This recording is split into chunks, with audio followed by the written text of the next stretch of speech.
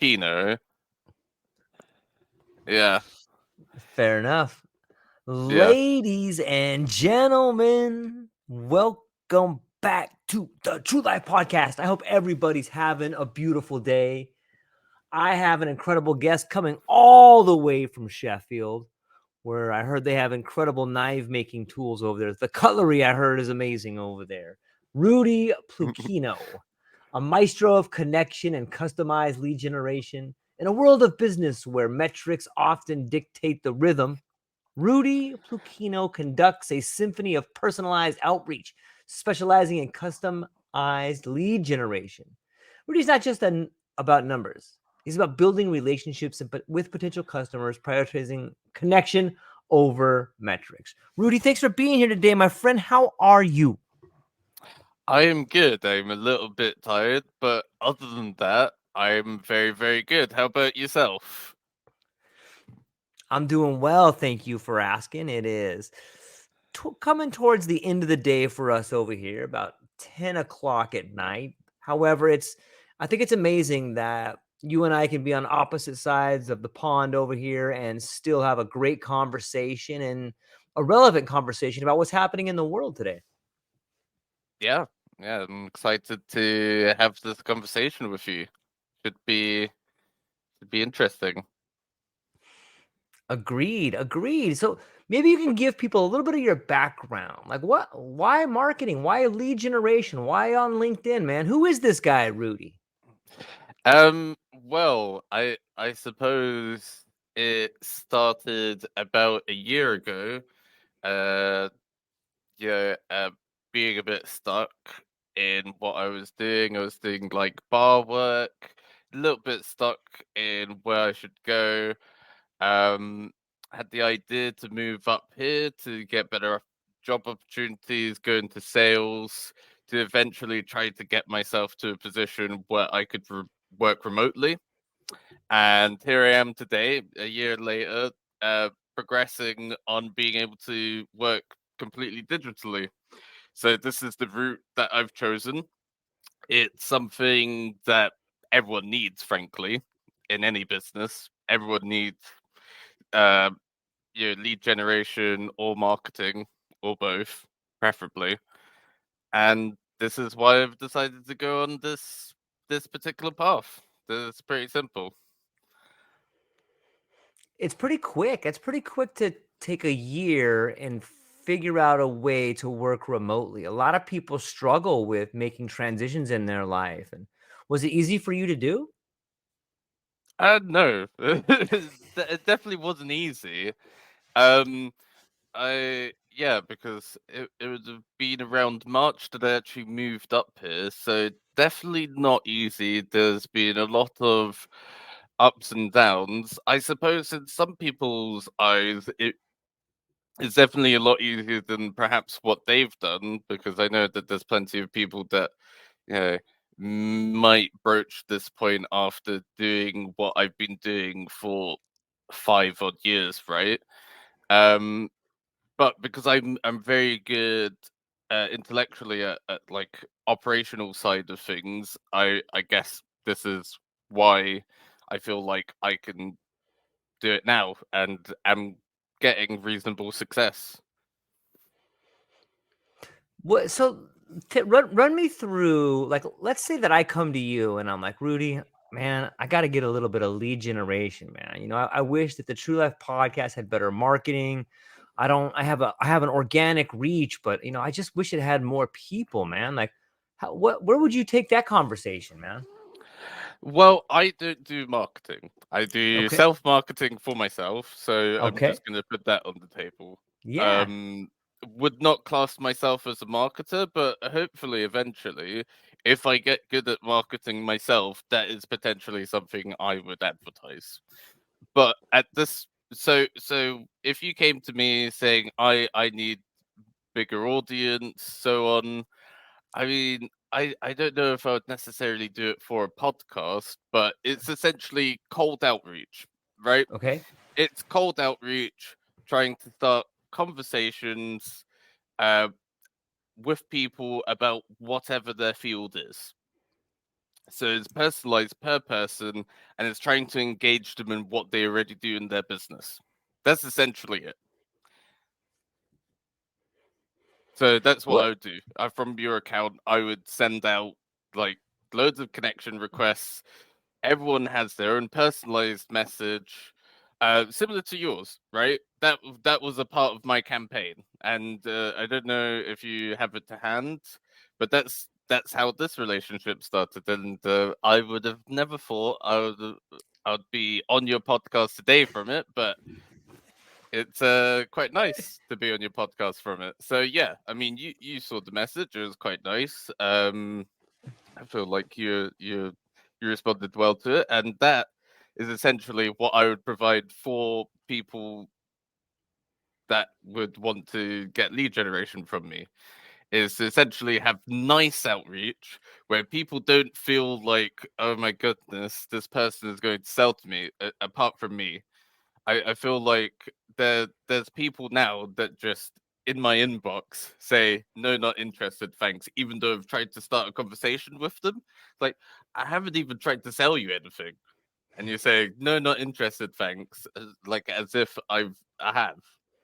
So it also tells you how on guard people are. Even if you're trying to start genuine conversation with them, people just immediately go, no, leave me alone. So yeah, that's essentially it, and It, and to scale as well. yeah, it's interesting to think about what lands in your mailbox and what is it that people want from you. Like, and maybe this speaks to your route of kindness, but why is it like why do so many of us think that someone automatically wants to get something from you? It seems like that, whether it's in LinkedIn or pick your social media platform, it's just like, oh, this person's trying to sell me something. If they're even a real person, they're probably just a bot. Um, that is a very valid point. I can't really speak to other social media platforms, if I could be totally honest with you, Nice. because I haven't been on other. I mean, I have an Instagram. It is dead, and I don't use it. And potentially, I might have an old Facebook that I haven't deleted. But in terms of being actively on social media, I am not. Apart from LinkedIn, I'm not anywhere else. But LinkedIn is a unique sort of beast of its own where it's basically business networking. And I think to a certain degree, people either want to network with you or they want to perhaps conduct some level of business with you in the future. Or actually, how I started. When I got this app in March was just randomly going to all the CEOs of really massive company and VPs like BlackRock, as Vanguard, just randomly going bloop at you bloop, and just like seeing it as a fun game, Right. not really having like any objective, just seeing who would just randomly connect to me, and I think there is a level of people just add people for the sake of it without any sort of intention. But if you do start a message, there is a level of intention behind it, which is also why I do the messaging as well. Because I mean, there is intention behind why I messaged them. So, yeah. What kind of response rate do you get? Like, I mean, I don't know if you can share that or if you have something in your mind. Is it like Um, any idea? it's actually reasonably high. So I probably have about a 50 to 60% connection rate. Uh, like and I think out of that, it is a good. Uh, I think it would be about about 60% of those people respond because it's for the most part just conversational, right? It's not trying to say, "Oh, look at me, I've got such and such." It's, "Oh, I've seen what you do. I'm impressed by it. Um, tell me more." Essentially, that is the basis of my conversation starter, and I think for most people who aren't traumatized by these sort of metaphorical sales flashes where they unleash the contents of their metaphorical trench coats, they respond nicely, you know. So Yeah, yeah. I agree too. I'm curious in your opinion. Do you think most people can tell the difference between a legitimate person trying to contact you and like like a bot of some kind? I've seen some pretty interesting.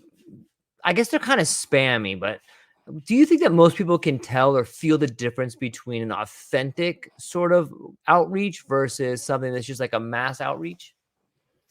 Um. Yeah. I think generally speaking, if it is mass outreach, it will follow a script, right? It will have. I mean, I know it's getting better, but generally speaking, it will be a script with your name and perhaps your business inserted into like blanks, and that's Right. it. There's no level of, oh yeah, I've seen you work such as they won't ask any sort of intricate questions about your business that would take, a level of thought to actually ask, right? That's how you would tell, in my personal opinion. If it seems scripted, it is. And if it is scripted, it's probably a bot. So, are you telling me that the really attractive Asian girl who's got an MBA from Harvard is trying to reach me probably is a bot? Is that what you're trying to tell me?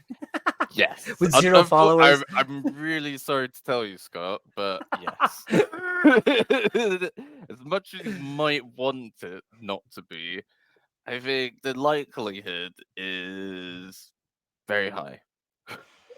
You know what? Like, I like to watch the profiles that are spammy and are bots, and it's interesting to me to put myself in the mind of the person that's doing it just for like an exercise. And like, clearly, they find like a really pretty girl. So that seems to be a metric that gets people to reply back. And often, if you go to those bots, like Yeah.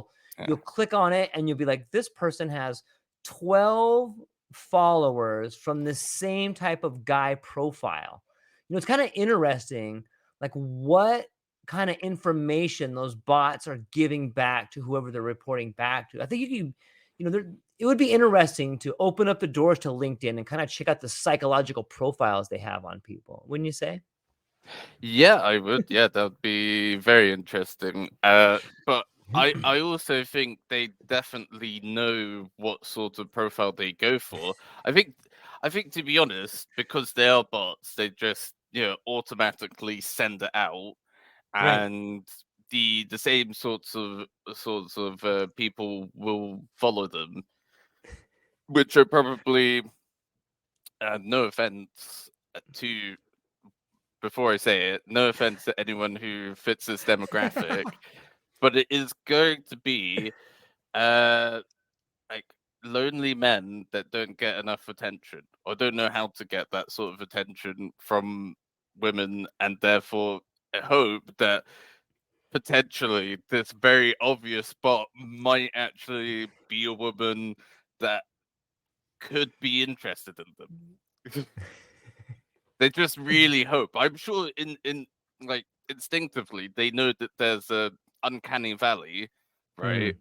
But they just ignore it because they're lonely. What do So you think? What do you think those bots are fishing for? Are those? Do you think that those are like phishing scams? They're looking for credit cards, or they're just I any I idea? I don't know because I've also frankly gotten them as well. Like there's one, I don't know if you have it over there, but they basically message you thinking you're someone else, and they go, "Oh, sorry, no, this is so weird."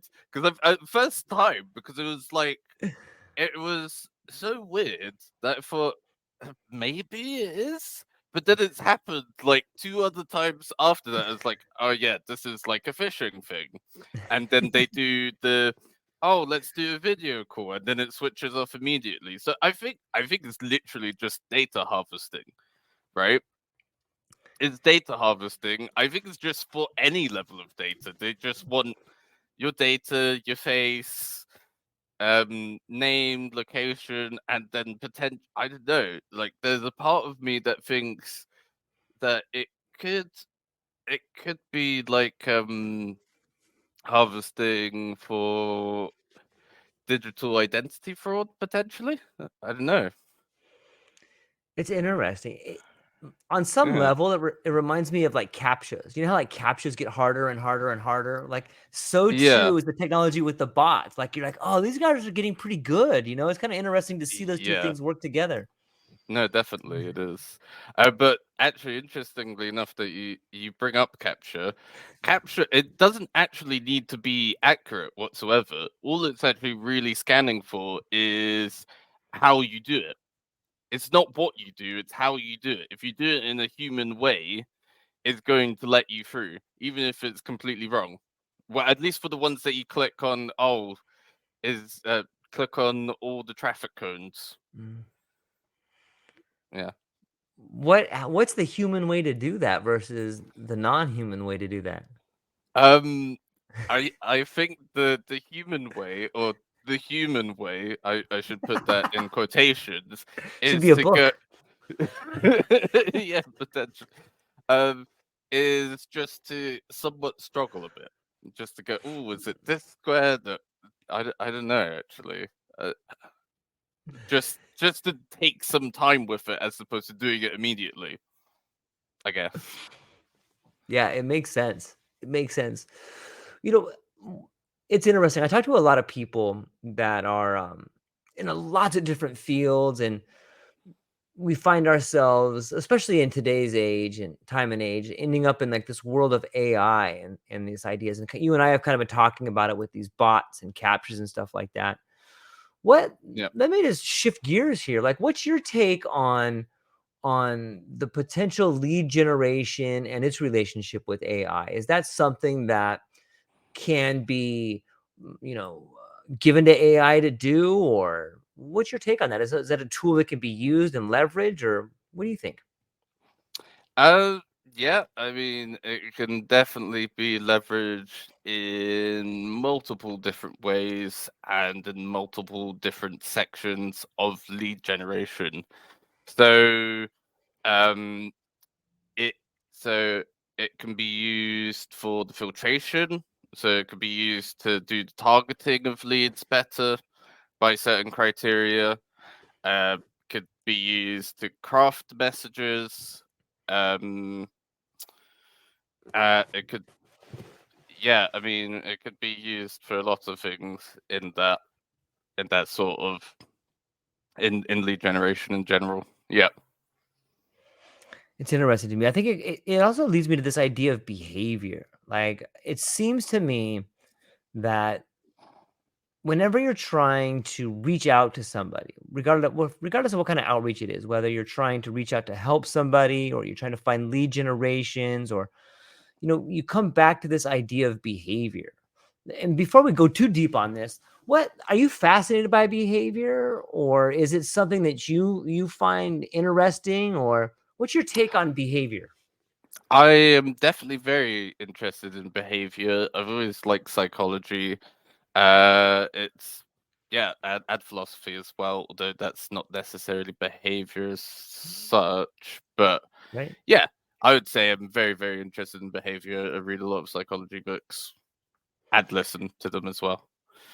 Nice. It makes sense. I can tell in the way in which you approach people and your philosophy of kindness that had to be part of your style. Like, and I see that same sort of,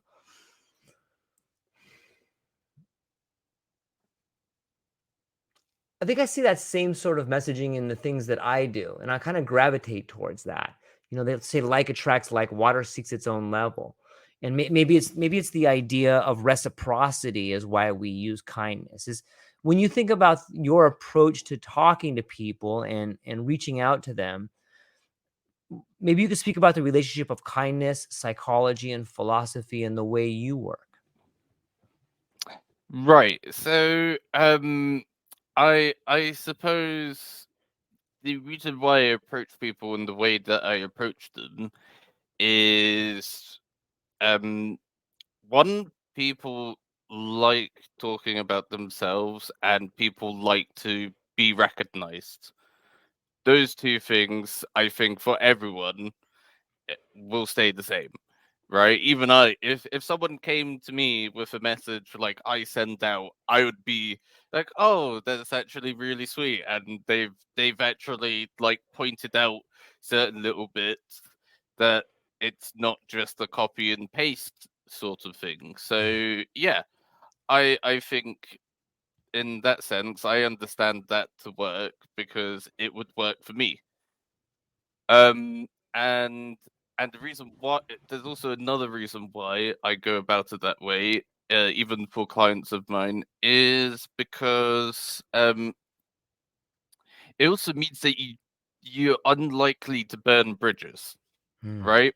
Because a lot of people burn bridges before they're even constructed because they go straight into it in a very salesy script and then they go, "Oh, no thanks." At least when I get a no thanks in my inbox, they're still connected with me. It's not a burnt bridge, and I could potentially approach them at a later point.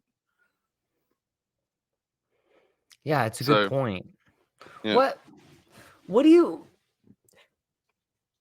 what role does authenticity and vulnerability play in the outreach game?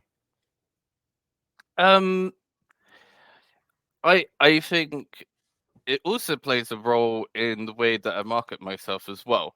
I guess it just makes you a bit more relatable, a bit more human than people are really used to in the B2B sector. And yeah, it's also is just good to be yourself, really. And now that I'm doing my own thing, I can be. Yeah, I was very frustrated from the previous two sales roles before I went to do my own thing. That a lot of it was very deceptive. Mm. You had to.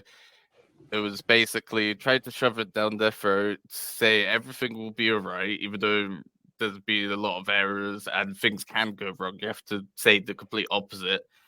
And it's just nice not to have to do that. I can be completely transparent with people, say, look, some things, you know, it's life. That there is error in things. I can't guarantee you certain things because life doesn't come with guarantees, right?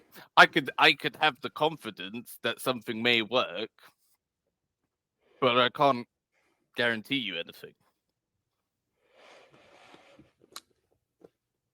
Yeah, that speaks to this idea too, especially when it comes to sales or people that are doing things in their life that maybe they're not that they don't love to do. You know, for you, you said it was previous sales job, and for me, I was at a job where I felt as if the people with whom I was working for no didn't really care about me or the people that worked with me. They just cared really about numbers.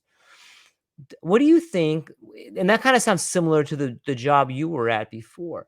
Like, do you think that like how much of that getting up and going to work at a place and not really caring to do it, how much wear and tear do you think that does on a person's like integrity and on their ability to go out and be happy? Do you think that plays a role in their all around well being?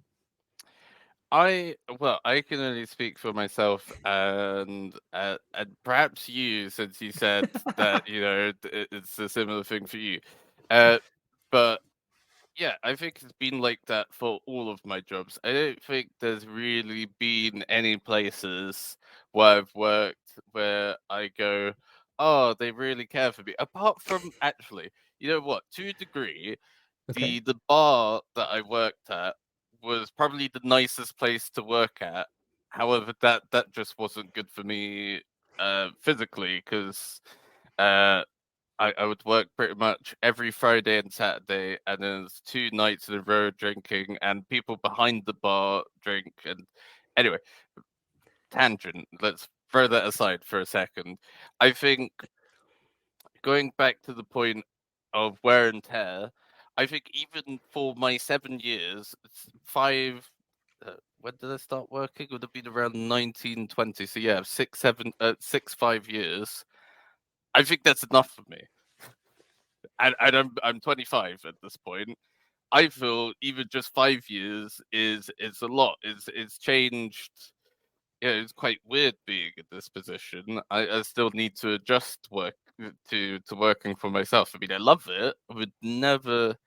I am going to fight to make this work as much as possible. But yeah, it it's not good. It runs you down. It makes you more docile. Because you're working 9 to 5. That's like most of your waking day, and then you have a little bit of time to eat and sleep. Um, it's just somewhat degrading to your humanity as a person. I think personally that's my personal take on it. Yeah, I agree. Our friend Thomas Hutchison says over here, how did you find your thing? I do the same on LinkedIn and speak to some incredible people. Some get it and chat for the sake of good conversation. Others are like, yeah, hi, okay, what's your offer? What are you selling? I think we covered it a little bit, but what advice would you give to Thomas here, man? Like, if someone came up to you and is like, how did you find the thing you're doing? What gave you the courage to leave where you were at and start doing what you're doing? Like, give us the lowdown on that. How did I find my thing?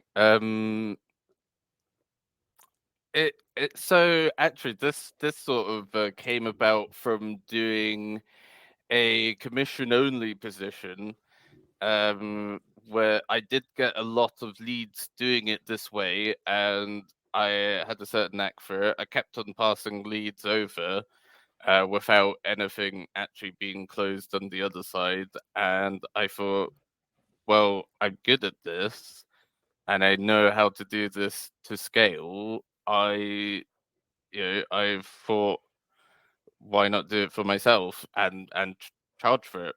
You know, it's a wanted skill. I'm doing it for someone for free, and it's not really being appreciated either.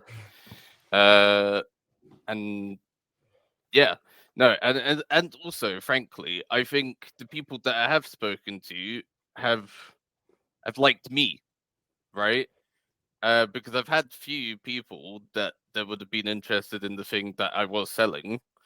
But as soon as I passed it to that person, they're like, "Oh no, I'm okay." So I realized that there was something in that where it made more sense to do it for myself and then do it for other people, but like through them, if that makes sense. Yeah, it totally Yeah. makes sense. It sounds to me that you have a set of skills that either you have learned along the way or maybe you were born with them. You say when people when you say people like you, like, and I like you. I like our conversation so far. Like, it's fun to talk to you. Like, you have like a really cool vibe about you. But what is that? Like, you probably know what it is. Like, are you, when you talk to people, are you like trying to monitor what they're thinking, or when you talk to people, are you trying to find things about them that you want to bring out that are interesting, or what is it about your conversational style that you think people really like? I think it's very organic, and I don't really have any preconceived notion as per where the conversation is going to go. Even on a supposed sort of discovery call, where traditionally you have to have like a set of rules to be able to sell and close them, so and so forth. I think because of my general organic conversation flow, where there isn't any monitoring of the other person. Now, I am very good on a subconscious level of reading people in conversations, but I don't do that consciously. And that's just something that trickles in the back that I actually can't help, frankly. Uh, but I'm just very good at it. And that's probably something that I am born with. Yeah, those skills seem to be that way. Have you ever been on a call or like a discovery call or a sales card or a lead generation call and it just went way off the rails and it was kind of funny? Uh, yeah, I mean, there's been plenty of times, like not in this current position, but in the other sales jobs, where I was cold calling hundreds of people a day. There's one in particular uh, where I was asking, "Oh, could could I email you?" And he said, "Oh no, I'm scared of email. I'm too old fashioned." And I basically said, "Oh, would you perhaps prefer if I sent across uh, carrier pigeons, like a flock of carrier pigeons, and perhaps a letter afterwards, just in case those carrier pigeons got lost on the way." That is probably one of the best ones that I've had on a call. It's That's pretty still good. somewhat on topic, but it flowed really smoothly at the time as well. And everyone, yeah. See, I had moments like that in that call center where everyone looked around at me. It's like, what is this person saying on the phone? But I just do it with a level of confidence and so smoothly that people think, why are you saying that, Rudy? But also, how are you saying that at the same time? So yeah, I would say that's probably one of the funniest tangents. But admittedly, in these calls that I've had with people, it's been very direct, very honest. I've laid everything out on the table and just been very straightforward with them. You know, so yeah, it's worked out, and I haven't had tangents as such. And I think, to be honest, when I get on calls with people, people want my services, so they want to talk about exactly what I could do for them, very much straight away. Yeah, it's interesting to me, and it kind of reignites my passion for faith in a way. In that, it's nice when a stranger can reach out to you, or you can have a conversation with somebody about doing business with them and do it in a faithful and honest way. For so Yeah, long it seems that we're always, like we spoke earlier in the podcast, like a lot of the times people are like, "Oh, you just want something from me," or "I don't want to talk to you." But it's nice to yeah, be able to reach out and have a real conversation like that, right? Have you most of your calls are like that, you definitely. think? Yeah. I think the calls, once they're on calls with me, it's I mean, I'm very open to having chats with people, and I do have chats with people. But like yesterday, actually, I did have a chat with someone, and he was very nice. He's we were going to exchange knowledge with one another. Because he's a sales coach, like he's very good at the selling side of things. I'm very good at like doing the initial outreach, admittedly. But yeah, anyway, there's knowledge exchange with certain people. There's definitely been interesting people that I've made friendships with. I did have a collaboration with a charity before the person decided to become a singer-songwriter, and learn the guitar and just dropped everything, all of his social media, LinkedIn, everything, and just decided to go do that. Um, so yeah, definitely met some interesting people. Yeah, and I'd say I've actually made some genuine friends on the platform, you know, um, in this short amount of time. Like there's one where he's like a jeweler. He's a very nice guy, and yeah, that we do just have rambly chats sometimes at night. If he calls me, yeah. So it's quite nice. That's kind of awesome. It makes me smile. I think that's a cool thing to get to have like a chance encounter like that, and then all of a sudden you end up, who knows, maybe working together in a business or helping one another out on some level like that. It just, like I said, it kind of brings faith to me to think that things like that can happen on that level. It's interesting to think about. What about, what? It seems like all of these particular escapades could lead to a book or something like that. Have you ever thought about taking what you're doing now and maybe writing, being like a writer about some of the stories that have happened and some of the businesses that you've helped and some of the journeys Uh, that you've been on? I mean, I've been told I could have a whole podcast for all the stories that I have, especially like before coming here. I've lived I've lived a lot. Is all I could really say to that. So yeah, I could potentially write a book. I would need someone. I'd probably need a ghostwriter, like someone to just you know be there while I can just spout this stuff to them and they can write it because I can write posts and so on, but doing a whole book is another thing. It takes a lot of thought and methodology, which I mean I could, but yeah, I'd prefer someone to write it for me. If I'm going to be totally honest with you. What kind of life did you live before this? Like maybe you could share one of those stories with us about. Sure, yeah. I suppose I did get asked on my recent post to elaborate on hippie adventures. Yeah, so I mean, I lived in Glastonbury for 2 years before this, and yeah, it was definitely a very interesting time.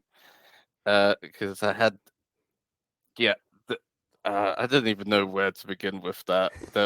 Just a lot happened in those 2 years, and yeah, I mean, I met some very cool people. Had cool neighbor lady that I kind of fancied with a python.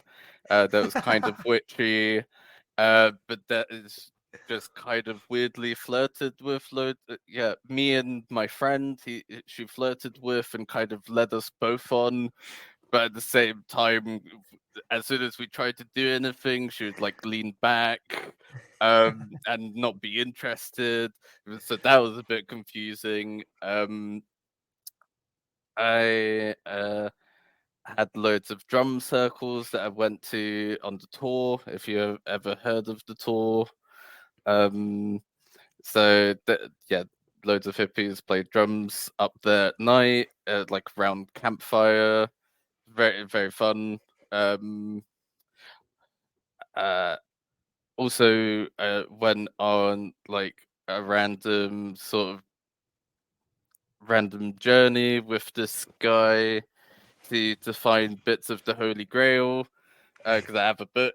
Actually, have a book back there that has like a map of all the locations in Somerset where there's been uh, artifacts of the Holy Grail found. So I can't really pick anything specific. If I'm going to be totally honest, it's also still very early for me, and I'm kind of waking up.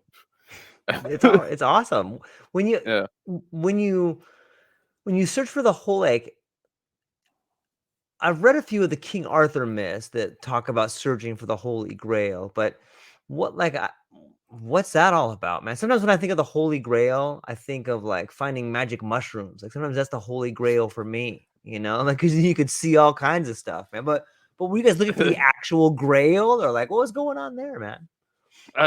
So as far as I'm aware, I think to be honest, it was more of a metaphysical thing. It's a metaphor for like you know a woman's womb, Mm, right? right. Because it you know it there's certain yeah it was basically a brotherhood to try to find eternal life, but the eternal life is from you know that is Yeah. essentially like a metaphor for woman's womb. Yeah. Yeah. I don't think I mean, there's obviously artifacts from that time, and I think artifacts from the actual Brotherhood, but I don't think there was a holy grail as such, like Mm, a singular holy grail where if you drank from it, you'll become mortal. I think that was just essentially it's the metaphysical thing of a womb and the power of it. That's it, and being able to, I suppose harness it in some sort of esoteric way. mm, I haven't really delved deep into that because there's lots of schools and thought. It's it's sort of a similar thing with like the philosopher's stone, right? People think, mm, oh, it's a real physical stone that you can find, but no, it's actually just essentially a point where on your sort of spiritual journey where you essentially have both incredible power but incredible uh, uh sort of restraint to be at an equilibrium with oneself. mm. So yeah, that's essentially it. I went on a bit of a tangent, but yeah, there you go. No, it's all good. I think it paints a nice picture of of the world we live in and just different philosophies and understanding the different way people see, especially when it comes to the Holy Grail or scriptures and stuff like that. I always find it interesting to get people's opinion. Thomas has another one for us. He says, it sounds like you developed a very special set of skills thanks to a regularly organized society. I feel like the system in the UK from school up gives you a good idea of people in general, but individual agenda is harder to work out. I often realize hours later after sharing my life story, oh shit, they were trying to sell me something. I thought we were friends. Thanks, Thomas. So um I don't know about the school system giving you a good idea of people in the UK. I think it's just dependent on person to person, um, and depends on how you've grown up. But yeah, I mean, this is the thing, isn't it? Is that a lot of people do have an agenda behind them, and I don't know about telling people for hours of my life story and then them trying to sell me a watch. I've not had that happen in real life, perhaps digitally, but Mm. in real life occurrences, I don't think that happens as such. Or maybe it does. I don't know. But everyone has an agenda to a degree, even if it's trying to convert someone to your way of thinking, right? And this is also the thing of everyone sells because everyone has a preconceived notion of what they think is right, and everyone they talk to, they want to convert to that. And it doesn't actually have to be like a religious thing whatsoever. It's just I think naturally people are inclined to do that. And it's not like even an intentional agenda. It just happens out of human nature. Do you think it's easier to, on the topic of outreach, what are some of the pros and cons of in person versus doing it online? Um so the only in-person sort of outreach in terms of sales Yeah. is on the phone. Mhm. And on the phone, you can't just randomly call someone out of the blue and try to start conversation. I would say I've not tried it, but I don't think it would work. Just because I know from myself, if someone tried to call me, say, and just tried to have a genuine conversation with me, and I don't know them, I'd think, what is going on? What do you want from me? And yeah, I just find that really bizarre. So I guess the main difference between digital and in person, i.e., cold calls, is that in digital form you can take a lot longer route, right?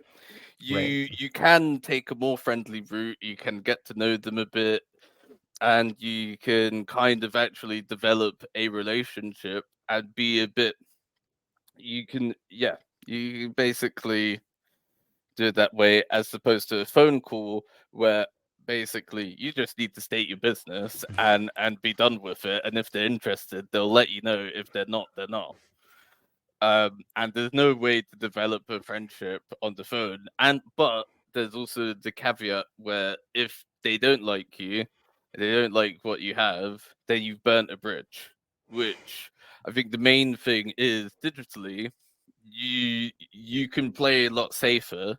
You can keep bridges intact, and you can keep them there open and just kind of check up on people. Because there's people that will say, I'm not interested now, right?